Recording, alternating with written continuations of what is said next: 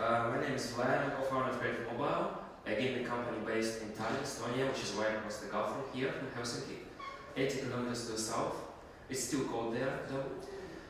And I think I should start by explaining the topic a little bit.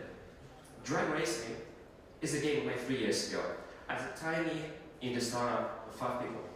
And that was the point when we really made it as a game developer.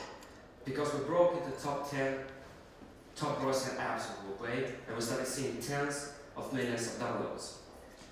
But I'm not going to talk about that, or how we made it, because you don't care. Or you should not care, because right now we're in a completely different market. And all the success stories from 3 years ago do not necessarily work this way anymore. Instead, I want to talk about what happened next. Because instead of living a dream, we faced 3 very challenging years.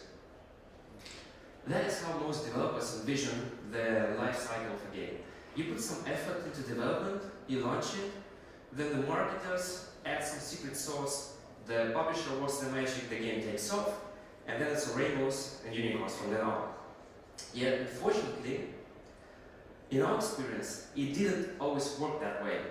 And more often than not, you have to put at least that much effort after the game is live, if you want to maintain momentum. And you have to deal with a lot of uncertainty and seemingly random problems as your game continues to exist on the market. And the biggest reason why this happens is, of course, the competition. Because the moment you produce something good, something successful, it becomes visible. And when it's visible, someone will try to reproduce it, imitate, or just copy it. A kid in China can try to copy it, or an international corporation with VC funding, a big name, can try to copy it. Nobody's ashamed of doing this. And it's funny how, after we launched this game on Google Play, we went for about a year making around €500,000 per month, and nobody took notice. But then we launched on iTunes, and people took notice. And if you look at the racing category on Google Play these days, in the top 10 there's consistently 3, 4, 5 games based on the same mechanic. Now, I'm not saying they all copy us, but we kind of triggered this, we kind of focused people's attention on this subgenre, and competitors started appearing. And it's very important to understand that when your game takes off, even if it takes off spectacularly, like in our case, all you have is your name, some momentum, and hopefully some cash. You don't have a brand yet. You have to work consciously towards building a brand.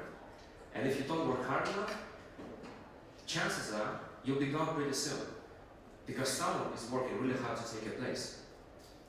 Now, of course, there are many ways to defend yourself against competition, as therefore, the most obvious one is to just enjoy it while it lasts, cash out, live a happy life. The other way is the Rovio way. Mari explained it very well before. I won't go into detail here. And the third way is to continue building the mobile brand, the mobile product, and try to use countermeasures to stay in the lead. Now, when we faced this decision 3 years ago, we rolled out the first option almost immediately with no way this is the best we can do. We're super ambitious, we can shoot for the stars. The second option, the Rovio way, we briefly considered. And you might be thinking, how dare you compare yourself to Rovio? But we actually dared back then, because we used to sit right next to Angry Birds in the rankings. We used to see similar, comparable amount of volume on Google Play. So we thought about that, but we didn't have any material to build a brand. We didn't have any recognizable characters. We didn't have a catchy name for the game. If we wanted to make plush toys, what would they be? Cars? We don't own the cars. So we wrote that option out. And what we left with was to continue to develop the mobile brand. But even then, we faced a lot of challenges. First, the name of the game, drag racing. We designed it for search optimization, discovery optimization purposes. And then we basically built the game around the name. But then we found out that there's a flip side to that. When your name is so generic, you can't really trademark it. You can't really build a brand out of it, because you can't create an association between a generic term and your product. You can't name a game basketball and then make people think about the game when they hear basketball, because it's generic. It's the name of a sport. We didn't have much marketing power either. We didn't have a budget, and we didn't have a lifetime value for customers that will allow us to just buy our way to the top of the charts. So that was not an option either. And we didn't have any unique technology or unique design decisions. That was all on the surface. The game was very easy to copy or reproduce. So the only option we had left to defend ourselves was to work with the audience, listen to the audience, try to satisfy them, and win ourselves some time. And that's what we did. We did it by triggering discussions, we did it by setting up places where players would communicate, social media, message boards. We actually hired a guy who set up an unofficial message board, and we endorsed the forum, and we made sure there was always a flow of people coming into the forum. And we participated in those discussions and talked to players a lot and listened to players a lot and let them drive our development. And we ended up publishing 40 updates per year, 40 for the original game, and releasing 2 standalone titles based on the same mechanic after the players demanded those titles.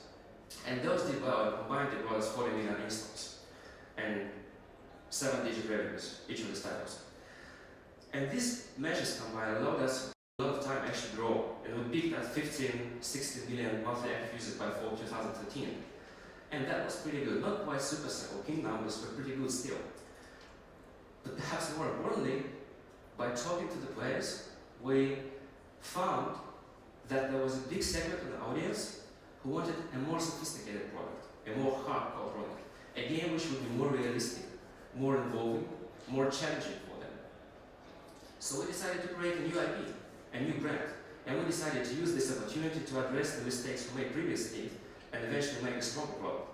Now that may sound insane when you think about it, because Drag Racing franchise is just short of 200 million installs. And here we are, starting from scratch. But we saw that as the only way to build a real brand and build a stronger product in the long run.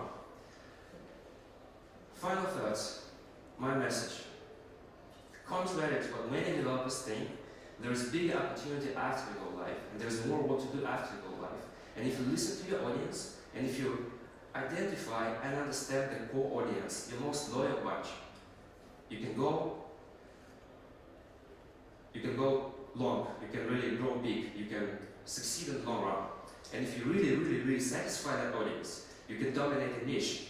And dominating a niche is awesome, because when you have a well-defined audience with well-defined requirements, and you know how to reach those guys, you have a sustainable business. You are no longer throwing things on the wall. You know exactly what you're doing, and you can keep doing this for years.